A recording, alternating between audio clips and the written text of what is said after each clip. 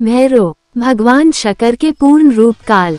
एक बार सुमेरु पर्वत पर बैठे हुए ब्रह्मा जी के पास जाकर देवताओं ने उनसे अविनाशी तत्व बताने का अनुरोध किया। शिव जी की माया से मोहित ब्रह्मा जी उस तत्व को न जानते हुए भी इस प्रकार कहने लगे, मैं ही इस संसार को उत्पन्न करने वाला स्वयंभू अजन्मा एकमात्र ईश्वर अनादि भक्ति ब्रह्म घोर निरंजन आत्मा हूँ।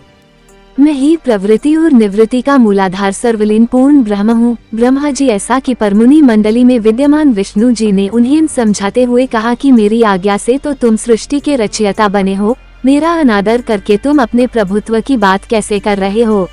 इस प्रकार ब्रह्मा और विष्णु अपना अपना प्रभुत्व स्थापित करने लगे और अपने पक्ष के समर्थन में शास्त्र वाक्य उद्धृत करने लगे। अंततः वेदों से पूछने का निर्णय हुआ तो स्वरूप धारण करके आए चारों वेदों ने क्रमशः अपना मत 6 इस प्रकार प्रकट किया।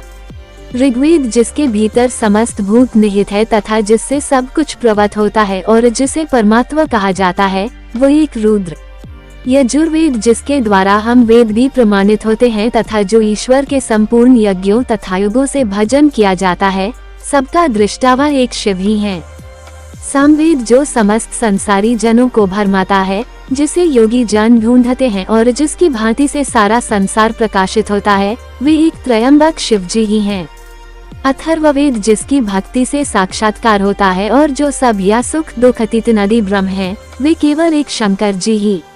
विष्णु ने वेदों के इस कथन को प्रताप बताते हुए नित्य शिवा से रमन करने वाले दिगंबर पीतवर्ण धूली धूसरित प्रेमनाथ कुवेटाधारी सर्वावेष्टित कृपन वाही निसंग शिव जी को पर ब्रह्म मानने से इनकार कर दिया। ब्रह्मा विष्णु विवाद को सुनकर ओंकार ने शिव जी की ज्योति नित्य और सनातन पर ब्रह्म बताया, परंतु फिर भी शिव माया से मोहित ब्रह्मा विष्णु की बुद्धि ही बदली।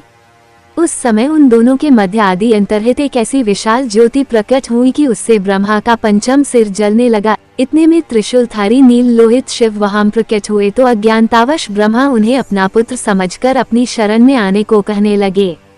ब्रह्मा की संपूर्ण बातें सुनकर शिवजी अत्यंत प्रच्छद हुए और उन्होंने तत्काल भैरव को प्रकट कर उससे ब्रह्मा पर शासन करने का आदेश दिया। आज्ञा का पालन करते हुए भैरव ने अपनी बाईं उंगली के नखाग्र से ब्रह्मा जी का पंचम सिर काट डाला। भयभीत ब्रह्मा शतरुद्री का पाठ करते हुए शिव जी के शरण हुए। ब्रह्मा और विष्णु दोनों को सत्य की प्रतीति हो गई और वे दोनों शिव जी की महिमा का गान करने लगे। यह देखकर शिव जी शांत हुए और उन दोनों को अभयदान दिया। इसके उपरांत शिवजी ने उसके भीषण होने के कारण भैरव और काल को भी भयभीत करने वाला होने के कारण काल भैरव तथा भक्तों के पापों को तत्काल नष्ट करने वाला होने के कारण पाप भक्षक नाम देकर उसे काशीपुरी का अधिपति बना दिया। फिर कहा कि भैरव तुम इन ब्रह्मा विष्णु को मानते हुए ब्रह्मा के कपाल को धारण करके इसी के आश्रय से भिक्षा वृत्ति करते हुए वाराणसी में चले जाओ। वहाँ उस नगरी के प्रभाव से तुम ब्रह्म हत्या के पाप से मुक्त हो जाओगे।